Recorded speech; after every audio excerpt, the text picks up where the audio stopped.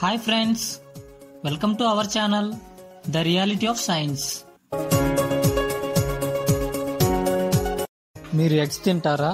అయితే మీకు ఎప్పుడైనా ఎగ్ వెజ్జా నాన్ వెజ్జా అని డౌట్ వచ్చుంటుంది కదా.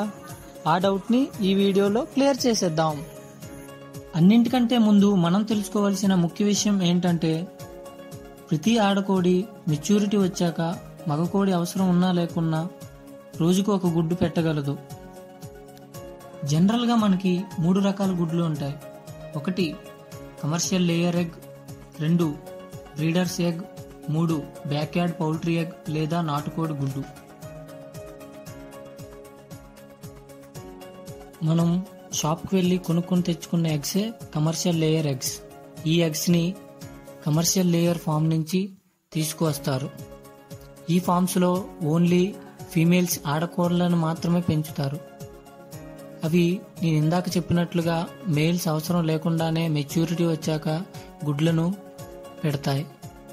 మేల్స్ లేవు కాబట్టి అక్కడ ఫెర్టిలైజేషన్ జరిగే అవకాశం లేదు.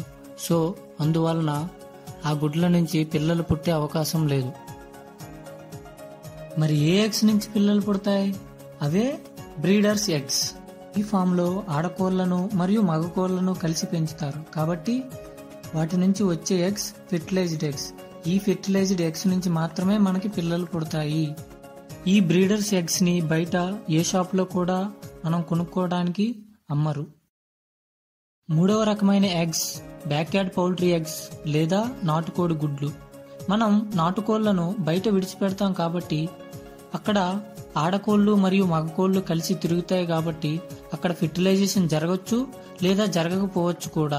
అందువల్ల మనకు వచ్చే గుడ్ల నుంచి పిల్లలు పుట్టచ్చు లేదా పుట్టకపోవచ్చు. సో మనకి షాప్లో అమ్మేవి నేను మొదట చెప్పిన కమర్షియల్ లేయర్ ఎగ్స్. ఈ ఎగ్స్లో ఫెర్టిలైజేషన్ జరగదు, అందువల్ల వీటి నుంచి పిల్లలు పుట్టవు. సో మనం తినే ఎగ్స్ వెజ్.